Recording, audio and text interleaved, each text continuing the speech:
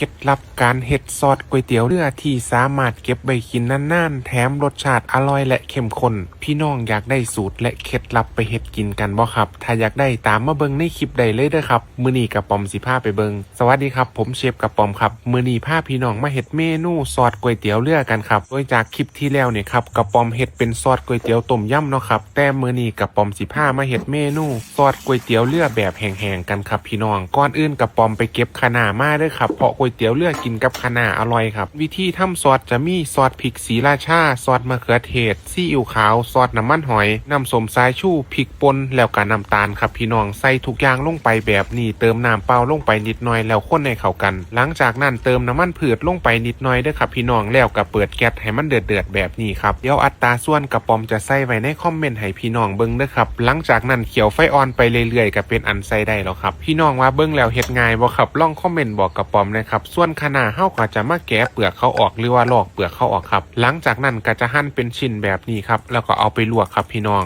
เครื่องเคียงเนี่ยครับสามารถใส่เป็นหมูสับหรือไก่สับก็ได้เด้อครับเฮาก็จะเอามาลวกแบบนี้แล้วเอาไปปรุงตอนหลังครับสำหรับมื้อนี้นี่ครับย่ายกับไผ่กองเขามากก่อนหมู่แล้วครับเพราะว่าย่ายบอกว่าหิวเขาครับพี่น้องส่วนเส้นพี่น้องสามารถใส่เส้นใหญ่เส้นเล็กหรือว่าเส้นมีก็ได้เด้อครับเอาตามสะดวกครับบ่จำกัดว่าจะใส่เส้นแบบใดแต่สำหรับมื้อนี้นี่ครับกระป๋อมเลือกใส่เป็นเส้นเล็กลวกเสร็จเรียบร้อยแล้วเฮาก็เอาซอสก๋วยเตี๋ยวเรือที่เฮาเตรียมไว้เนี่ยแหละครับราดลงไปแล้วก็ใส่ตะเกียบนะครับคนให้เข้ากันแบบนี้เลยครับพี่น้องบอกเลยครับว่าเมนูนี้ทำง่ายบักคักเลยครับสามารถทำตามง่ายๆได้ที่บ้านหลังจากนั้นให้เอาเครื่องเคียงทั้งหมดเนี่ยครับที่หาได้ใส่ลงไปแบบนี้ครับเติมกุ้งกับถั่วลิสงป่นนะครับอย่าลืมกระเทียมเจียวห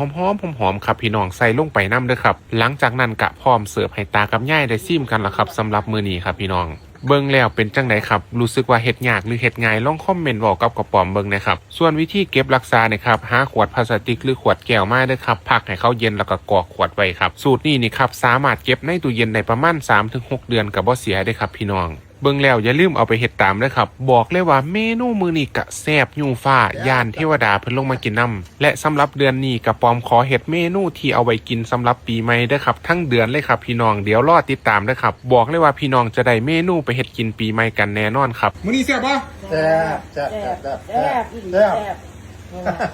ประมาณนี้อยาก อยากบ่ซอสก๋วยเตี๋ยวเรือ โอ้นี่คือก๋วยเตี๋ยวเรียกมันสุด เป็นก๋วยเตี๋ยวเรือแห้งบ่มีน้ำซุปแซ่บบ่ แซ่บอีนี้ ปลามากบ่ มัก